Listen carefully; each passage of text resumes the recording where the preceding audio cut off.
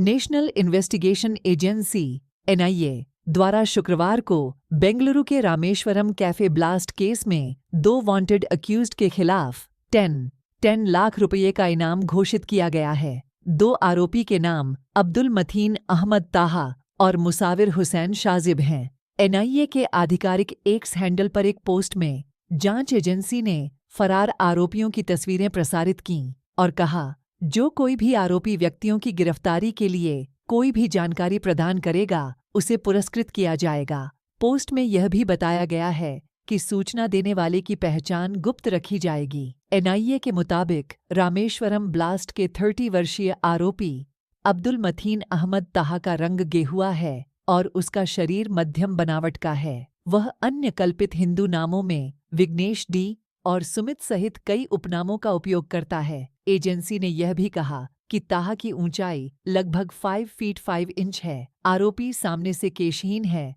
और उसके सिर के पीछे और बाजू पर हल्के बाल हैं। ताहा टोपी भी पहनता है और आमतौर पर हुडी के साथ टी-शर्ट और जीन्स पहने देखा जाता है।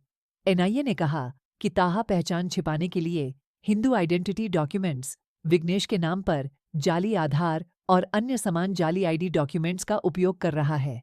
एनआईए ने कहा, वह अक्सर मुखौटा, विग और नकली दाढ़ी पहनता है। उसके ठहरने के पसंदीदा स्थान main and boys hostel, PG और शेयर्ड अकोमोडेशन के साथ-साथ कम बजट वाले होटल और लॉज हैं।